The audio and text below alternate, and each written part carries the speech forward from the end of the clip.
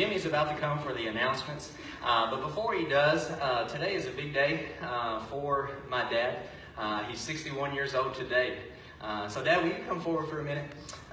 He wouldn't want to make a big deal about this, but last Sunday was an amazing day in the house of God. We had an ordination service for deacons, for elders, and even for partners as well. And my dad was installed as a deacon in Rosemeyer Baptist Church. And you know how LeBron James always wanted to play with his son?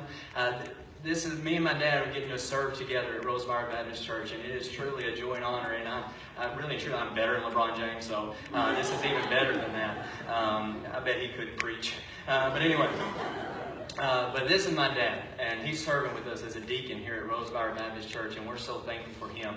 And you're reminded every week that life is fragile. That it's here one moment and gone the next. And so I have a letter that I have written to him that I want to share. And this is not really, I'm doing it in front of you, and I can do this in private with him, but I'm doing this also as encouragement to you, because we don't know how much longer we have on this planet, and you need to share the things with the ones that you love the dearest before they're gone.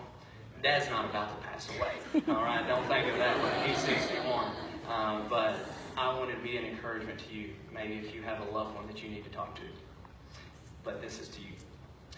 Dad, today is your day, the big 6-1. And I just want to take a moment out of your day to share a couple of things with you. I want to begin by saying thank you. These words are too simple to generate the deep thanksgiving I have for you. But there are really no other words to offer but thank you. Let me say thank you for 3 things specifically. First, thank you for your instructions. Proverbs 4 and verse 2 says, "A wise father gives good instructions. You've taught me many wise things. You've taught me to work hard, have faith, to know what I believe in, and to stand with confidence even when no one else is standing." And many other things as well. One thing that I'll never forget is not to gamble. You taught me this when we were working together in Wycliffe, and we put our quarters together in a quarter machine to try to win a few extra quarters to buy more food for lunch. But instead, we lost our money and had to share a burger for lunch. After that, I learned not to gamble. Secondly, from your strength, you taught me to do tough things. For example, like the time when you quit smoking to improve your health and to make me healthier as well. Also the time when you were at Coke and things were difficult, and the easiest thing to do would have been to quit, but you never did.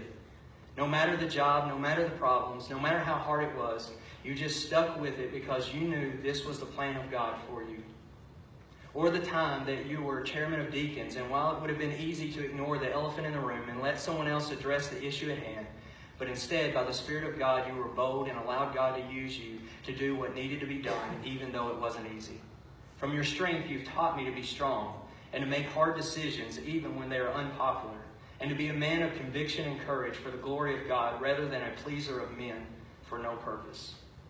Thirdly, you taught me about reality. You are what I call a realist, almost to the point where you're annoying. You're constantly saying the Wildcats are going to get beat when they're only down 2 points with 15 minutes left to go in the game. While Mom taught me to shoot for the stars, you taught me the stars were not going to come to me. It was going to take effort and the grace of God to accomplish the purposes of God on this earth. You taught me that things are hard, but God is good. And when I trust Him and follow Him, I will never fail. The God we serve is faithful. You taught me discernment, that good things can get in the way of purposeful things, and that a wrong decision made is better than not making a decision at all. I say all this to say thank you, not for being perfect, but for pointing me to the one who is. And it is my prayer that I can do the same for my kids. From hitting grounders to building barns to horse shows to preaching the gospel, you've always believed in me and supported in me, and I want to say thank you. I love you and I appreciate you for being a man of God and sharing with me the wisdom of God. Happy birthday.